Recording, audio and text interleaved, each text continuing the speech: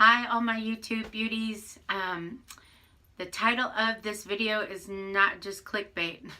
I wanted to be really honest with you about what I've been going through the last few weeks since surgery. I wanted to explain where I've been. I'm really sorry that I have not been able to be on here making updates, and I'll explain why here in a minute.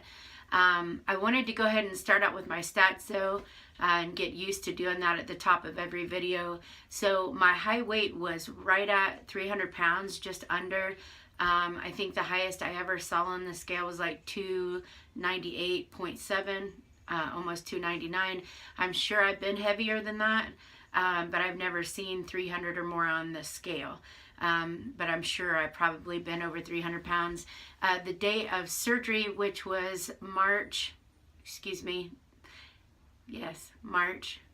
the 12th, March the 12th of this year, 2018.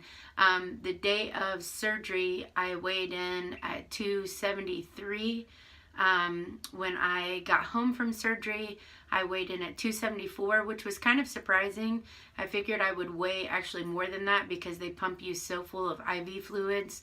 But of course, there's always a difference in scale, so that could account for some of that. But my digital scale at home said 274. So it is now April the 6th, and so less than a month I am down to 251 pounds. I'm going to start out with where I've been. So the day of surgery, I gave my husband my new phone. You guys know that my first few videos sounded terrible because my phone, the iPhone that I had at the time, got messed up and some things were happening with it, and it just sounded terrible. The video quality was awful. So I paid the money out to get a new iPhone. I'd rather just do my filming with my phone than have to have some kind of a special fancy camera. I may get to that point at some point, but not now. So I got a brand new iPhone, had it for a few weeks, did some videos for you guys that were better quality. The day of surgery, I hand my phone to my husband. He goes out to the waiting room and it tries to install an update or something. I don't know what happened. He said it looked like maybe he was going to try to update, and a text message tried to come through at the same time, and it completely locked up. So I did everything I knew to do. I took it home and hooked it into iTunes and tried to completely restore the phone. Nothing I did worked. It wouldn't do anything. It was completely locked up. So I had to send it back to the factory. To make a long story short, they scanned in my phone wrong on the return, which probably is code for we lost your phone. And so it took them weeks and weeks and weeks to get, I say weeks and weeks and weeks, but I'm not even 4 weeks out from surgery yet. Anyways, but it felt like an eternity for them to get a phone back to me. So I've only had my phone back for a couple of days. I was really bummed about that because I had, before surgery, I had filmed you guys a video that I was going to edit and put up that showed all the supplements that I had gotten, where I had got them from, what kinds they were, and talked about how I had it all set up on auto delivery.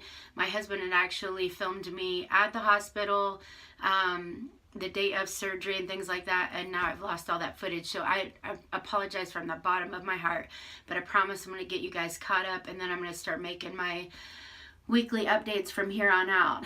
But as you could already tell by the title of this video, this whole process has been a lot different than what I thought it would be. And there's a lot that I need to share with you guys. And so I'm just going to lay it all out on the line. I don't want to be dramatic and I don't want to scare anybody. But I also wish that I had been real with myself, that I wouldn't have lied to myself about how hard this actually was going to be. So, yeah. Part of it was I am really sensitive to some medications. I think that's because of my history of myasthenia gravis, which, if you don't know anything about that, it's an autoimmune disease that affects how your muscles receive signal from your nerves. And so it can cause a lot of weakness. So I don't know if that's why I have such a hard time waking up after surgery, things like that. But last time I had surgery, I had a tumor removed from my arm. When I woke up, I remember waking up in the recovery room they asked me, "Are you in pain?" I said, "Yeah, it's not really bad, but I am in pain." And the nurse said, "Well, I'm going to give you a little bit of Dilaudid." Next thing I know, they've got like the crash cart in there. The doctors are in my face screaming, "Amy, you have to breathe." I'm in and out, like they're yelling at me and shaking me, and I'm like waking up. And I can hear the nurse telling the doctor, I only gave her a half a Dilaudid, whatever that means. And I hear him talking about how they had to give me IV epinephrine. And he leaves some with her. He says, "If that happens again, you'll have this here." So when I talked to some of my nurse friends about that, they said if they gave you IV epinephrine, they brought in the team around you, that means that you coded.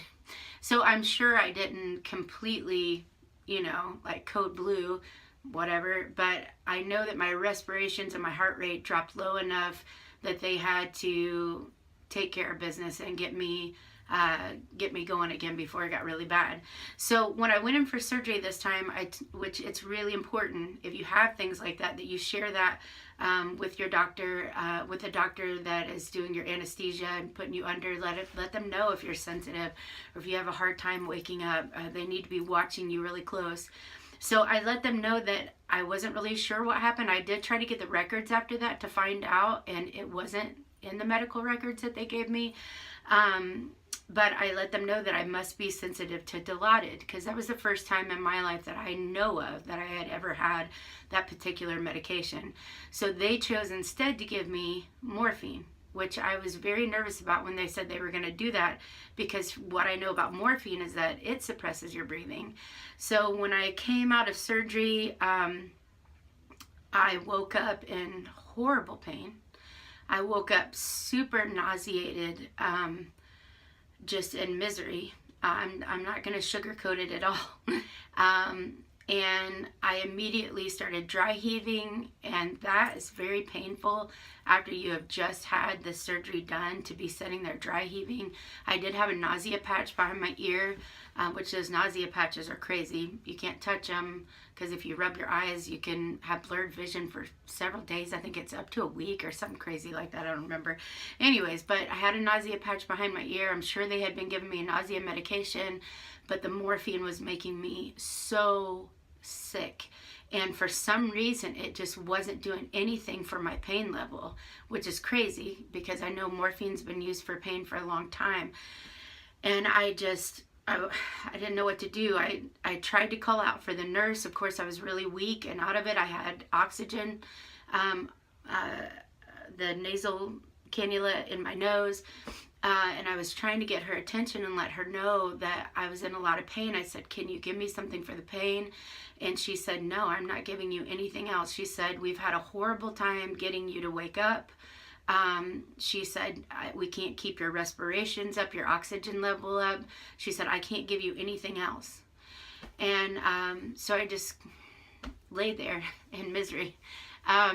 Your mouth is so dry, you can't even imagine. I mean, if you've ever had surgery, you wake up with dry mouth anyways. They've had that tube down your throat. You've probably been laying there with your mouth open. I'm talking for days after this surgery. You struggle with it on a regular basis anyways. After the surgery, it does something to you as far as keeping hydrated. You really do have to sip water all day. You need to be prepared for that. I don't know how long that goes on, but I know that it really does dehydrate you. If I don't get all my water in, I wake up the next day with a headache, even though I've drank a lot of water, a lot of fluids, had my protein shakes and stuff. I will still wake up with a headache, and I wasn't like that before. There was a lot of days I didn't get much fluids in. I skipped a lot of meals. I mean, that wasn't healthy, but I'm such a busy person that there would be a lot of days, it'd be 2, 3, 4 o'clock in the afternoon, and I hadn't eaten a meal yet. I have a bunch of kids that I homeschool. We farm out here. I work for my church. I'm just going all the time. But this is different. You have to. But anyways, when I'm saying my mouth was dry after surgery, you need to be prepared for this too. I'm talking like no saliva at all. Like you can't swallow. It's almost panicky because your mouth is so dry, and it's like that until they allow you to have ice chips, which they make you wait for a little bit. At least they did with me. So Anyways, just be prepared for that. When they finally let me have ice chips, it was like, hallelujah. But the whole first day until like 10 o'clock at night, that whole first day, I had surgery in the morning. I was in horrendous pain. I could barely open my eyes. The nurse would come in and try to talk to me, and I would try to communicate with her without even opening up my eyes. I was so drugged up. The morphine wasn't doing anything for my pain. They had to keep me on oxygen the whole day. My family all thought I was asleep, but I was really just laying there in so much pain. I didn't know what to do. I could hardly move, but I was so weak and so out of it, I couldn't really communicate well. They tried to get me up to walk, and my husband said I was walking with my eyes closed, like I was just sleepwalking. It was terrible. So to make a long story short, because I don't want you to think that's going to be your experience. I really think that was my experience because I could not take the Dilaudid. From what I hear, the Dilaudid does a great job at controlling that. Patients normally aren't like that, like I was after surgery. I did have a nurse come in around 10 o'clock that evening. They had, a little bit earlier in the evening, they had a shift change. She came in. I heard her talk to my husband and say, I'm going to switch her medication up. I'm going to give her, I can't remember the name of the medication. Anyways, it's another pain med that has an anti-inflammatory in it, but it doesn't have the effects like the Dilaudid and morphine have as far as like suppressing your breathing and stuff like that. After she gave that to me, I actually slept for like an hour of good sleep. She woke me up to get up and walk, and I felt like a different person. If I remember the name of the medication, I'll share it with you. But I felt like a totally different person. My eyes popped wide open. I was ready to get up and walk. I'm not saying I didn't have pain, because this is a lot more painful than what I thought. I know that they took my gallbladder out also, and they told me before surgery that my liver was so large, even larger than what they would expect for an obese person, even bigger than they would expect for that. And so they really didn't want to go in and take out my gallbladder unless they had to, even though they knew my gallbladder had stones in it. So I don't know if that's why I was in so much pain, because when they got in there, they saw that my gallbladder was actually discolored. It looked really bad off, diseased, and they knew they had to take it out because it was going to start causing pancreatitis and stuff if they didn't. So I don't know if that's why it was so painful, because I was told that it really wasn't that bad because it's laparoscopic. But anyways, trust me though, after they gave me the other medication, it was manageable, and I wasn't sick like I was with the morphine. I was so nauseated with the morphine. So my point in saying all that is, if you can avoid morphine after this surgery, please try to find a different alternative with the doctors if you're sensitive to whatever it is that they prefer to give you. From what I hear, they hardly ever do morphine anymore unless they have to as an alternative. So talk to them about different alternatives, because morphine does have a tendency to make you feel nauseated, even if you're not sensitive to it. Morphine has a tendency to suppress your breathing, so you have to have oxygen, things like that. So anyways, they did let me go home early though, because I was so excited when they said I could finally drink something. And so I killed it on drinking that little sippy cup. And I tolerated the Jell-O and stuff that they brought into me really well. And so the doctor let me go home a day early. After I got home, I spent the first couple of days just learning how to eat and get my fluids in. I didn't bother with protein shakes, and I didn't bother with trying to get supplements in. Of course, I was taking, they send you home with a pill called Carafate, and I'll show you all of that in another video. I'll go through my supplements and how I was able to manage all of that. I made myself out of schedule and stuff like that, and I think it might really help you guys who are getting ready to have surgery. But Carafate's a great big like horse pill. You got to cut in half. You have to take that a couple times a day, and it helps heal all of your incisions inside and protect all of that. But anyways, it starts dissolving basically the minute you put it in your mouth, and it's not flavored. It's really gross, and it's actually hard to get down because it starts to puff up and like dissolve. So it's like swallowing a ball of cotton once you get enough water in your mouth to get it down. It's not pleasant. But I do have a few more weeks of that I have to take. So I was taking that. I was taking my thyroid pill, of course, because that's my prescribed medication, and just trying to get my food and stuff in. After a little while, I don't remember how many days, I did start my protein shakes. They want you to make sure that you're doing okay and that you're going to be able to have bowel movements and stuff before you start your protein shakes, because that can kind of bind you up. And it's really hard to go after surgery anyways, because the pain meds that you're on and the anesthesia and stuff like that already tends to constipate you, and so that's something you don't want after surgery. Now, I made a mistake. It had been like 5 days I had been home, and I hadn't went to the bathroom yet to do number 2. Of course, I had peed, but anyways, and so I looked at my paper, and I remember it saying that I could take Dulcolax. But I skipped over the fact that it said try Miralax first because it's a lot gentler. And I didn't even think about doing like prune juice or something like that. I don't know why it didn't hit my brain. I just was out of it. So anyways, I took a Dulcolax pill. It didn't work overnight. So the next day I took 2. And the next day I was miserable. Miserable. It hurt so bad. I did finally go, but it killed my stomach, and I felt like I was going to throw up all day. The next day I felt really weak, so don't do that. If you get bound up, try some prune juice first, and then if that doesn't work, then try some Miralax. Do some remedies that are a little less aggressive. I know Dulcolax isn't really aggressive, but it sure did feel like it. So, anyways, though, I did get regimented on my supplements and my medications. It's like a full-time job.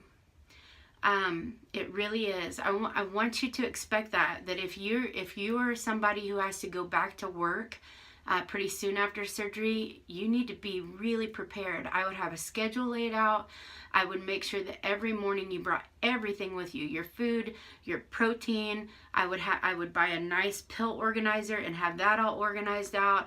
That's the only way you're going to be able to do this right and go back to work, because it's crazy. I mean, even just around here, me trying to get laundry done, dishes done, get out. Right now we're building raised beds for our gardens this year, homeschooling the kids and grading their tests, doing my work for church. We're building a new website, stuff like that right now. Even that, I'm sitting there doing this stuff and I'm forgetting to drink. I'm missing my times that I've got scheduled out. So I can't imagine what it would be like to be at an actual job trying to do all of that. So anyways, that's why I'm making this video. I know that, you know, there's been a lot of great videos out there. I'm not saying that nobody's been honest with us about it, because, you know, there's so many videos out there by different people in the weight loss community. But I feel like I was lying to myself, I guess. Maybe I didn't listen good enough. Maybe I didn't take people seriously enough when they talked about it being hard. I don't know, but it was much more than what I thought. And I'll tell you the truth, when I came out of surgery, because I was in so much pain, and again, I'm not saying that's going to be your experience. I don't want to freak you out. That was just my experience. I literally was praying to God in my mind and repenting in my mind for what I had done to my body. I thought, this cannot be the way I'm going to feel and live for the next, I couldn't handle it even another day. I just wanted, it was terrible. Terrible. So I didn't feel that way later. I felt much more optimistic. But I will tell you this before I end this video out. For about the first week and a half, I was really depressed. And I didn't expect that, because I'd been so excited leading up to surgery. The day of surgery, I just couldn't believe it was here. I know how you all feel. You would do anything to get this weight off. You hate it so much. And that's the way I've felt for years now, especially the last few years that I've been this heavy. I would do almost anything to get thin. And so I thought, the pain's going to be worth it. The sacrifices are going to be worth it. Everything I got to go through. I was just so pumped up and excited. And everything was so much harder than what I thought, that when I got home, I was just really depressed. You know, I don't know. Food, everything I was eating tasted so mealy and bland, and all I got was a little bit of it. I didn't realize how much I used food for relaxation, I guess, for comfort. I don't like to eat when I'm stressed out and stuff like that. It's not like that. I'm more of a happy eater. But food really is part of my cozy time, part of my comfortable time. And so I think too that when I didn't feel good, I probably used food to make me feel better. I know this for sure. The endorphin lift that you get in your brain when you sit down and you eat something really yummy, it's like a drug addict. It really is. I mean, we're food addicts, most of us. So we don't even realize it because we don't just sit and pig out. But there is something that triggers in our brain when we sit down to eat that meal, and that was gone. And so it was like withdrawal. I think I was going through I didn't have a lot of refined sugar in my diet to begin with, but I'm sure I was having it here and there. So you're going through a sugar withdrawal. You're going through caffeine withdrawal. I definitely was still having caffeine. I was trying to cut out coffee and all of that, but you're going through caffeine withdrawal. You may even be having like if you've got some yeast in your system, a yeast die-off all at once because you're not feeding that yeast with bread and refined sugar and all of that stuff. All of those things are going to make you feel down to begin with. Then on top of that, you're taking painkillers. On top of that, you can't use food anymore as a drug. I mean, it really was like I was going through some sort of rehab withdrawal. It was really bad. And the worst, I think, was about a week out when I finally felt up to getting up. I made my family fajitas, chicken fajitas with bell pepper and onion and all of that. And that's like my favorite meal. And that killed me. It just killed me to make that and smell that and not be able to even taste it. So anyways, here's the silver lining, okay? I hope you watch this video to the end. I'm sorry, I know it's the longest video I've made yet, but it's an important one. Here's the silver lining. It gets better. Now I'm to the point where I don't have any pain. Sometimes, you know, if I drink my water too fast, or if, you know, I get real gassy or something, it can be really painful still. I mean, things definitely aren't healed in there. Completely, but as far as my incisions, they're great. As far as the places that were really tender after surgery, that's not there anymore. I really do feel good, and I'm not even 4 weeks out. The other thing that I want to tell you is that after about a week and a half to 2 weeks, that really feeling down because you're craving foods and stuff, it just went away. Now I have to be careful because I almost don't care to eat. And so, you know, I would get on Pinterest or whatever and I would see these recipes, and it's not bad food. I don't want you to think I'm craving junk food. I would love a salad right now. I would just freak out for a salad right now. A crunchy salad because you miss certain textures. I'm still on pureed right now. And I can't have lettuce, I can't have onions, stuff like that. So I would just freak out for a salad or a good, you know, rice and chicken dish where I could eat it like that and not blend it up into a mush. But anyways, I would look on Pinterest and I would see these recipes and I would just be dying. Now I go through there and I just don't even care about it. So I have to be careful because it would be really easy for me to right now to just be like, oh, I don't need lunch. But I need those calories. If I deprive myself too much, my body's just going to go into complete starvation mode. I'm sure it's already in starvation mode, but anyways, it's not healthy. And I don't want to lose all my hair, and I don't want to get super unhealthy. But anyways, guys, it does get better. I want to tell you that. And seeing the weight come off like it has, like I said, coming home from surgery, I was 274. I'm down to 251. That feels awesome. Over 20 pounds in less than 4 weeks. That feels great. And I'm sure it's going to be even more by the end of the 4 weeks. Seeing that weight come off, hearing people say, wow, you look really good. I can tell you're already losing weight. It makes it worth it. And I'm sure by the time I'm a couple months out, I'm going to be like, I'd do it 1,000 times over. But right now, It's like having a baby. I had 4 babies with no epidural. I had 4 babies naturally. And I can tell you that this was right up there with it or worse.